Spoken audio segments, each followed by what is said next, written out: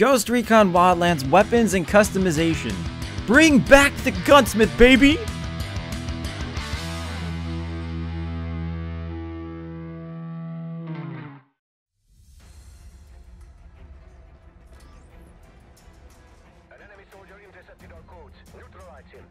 What is going on, guys? They call me Ampy. Welcome to another video on the channel today. Today we are going to talk about Ghost Recon Wildlands weapons and customization. Today's video's inspiration is brought to you by a viewer, actually. If you could find out one thing about Ghost Recon Future Soldier to bring back into Ghost Recon Wildlands, what would it be?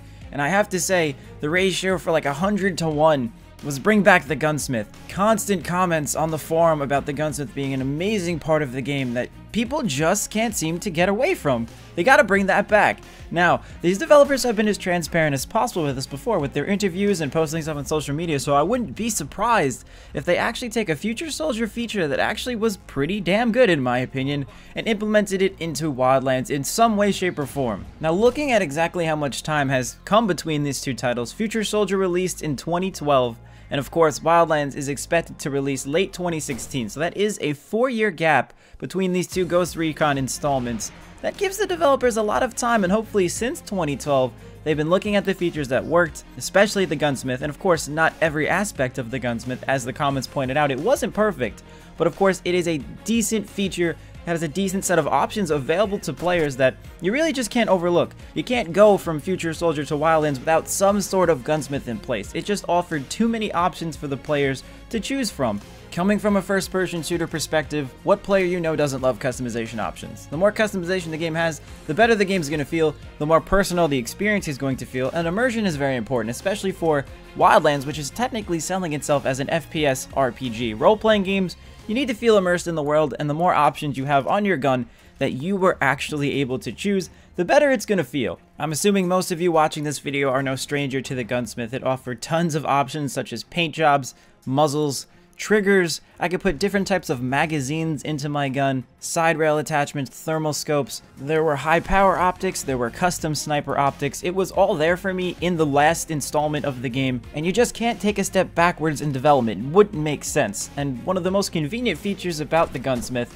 for me personally, was the fact that I could field test this stuff. I could take this out into the training grounds and give these custom optics, these special triggers, these semi-automatic attachments, and just go with it. I could test it out without spending any attachment credits. That was great. It was convenient and also forgiving in a way. I didn't have to worry about making mistakes as far as my attachments and credits were concerned. Now, Future Soldier customization did allow for some appearance customization, but unfortunately it was limited to just the head customization. You would think with a system as extensive as the Gunsmith, the appearance customization would be pretty in-depth as well. Unfortunately, that wasn't the case. In that game, we're given a really linear progression system. You choose about 2 options every levels or so until you get to the max, and even then, you really don't have a lot to pick from. Wildlands is going to be an RPG. It's going to be heavily gear dependent on the experiences you have. And the devs have already said that Ghost Recon Wildlands is anything but linear. Linear progression does not exist, it's not a thing, and they're on the right track. I think they're definitely learning from the things that went wrong with Future Soldier, and the things that they did right, I'm just fingers are crossed that they're going to bring it back. So now the ball is in the developer's court. We'll see how many more people have to whine and complain about the Gunsmith before the developers actually tell us something about it. Weapons and customization are going to be a big factor in Wildlands to me, as well as a large portion of the community. If we don't see that in there, we are going to be very pissed off people. Please like, comment, and subscribe, guys. Thank you so much for watching. The playlist for more Ghost Recon videos is in the description. I have been Ampy. I will see you guys on the next video.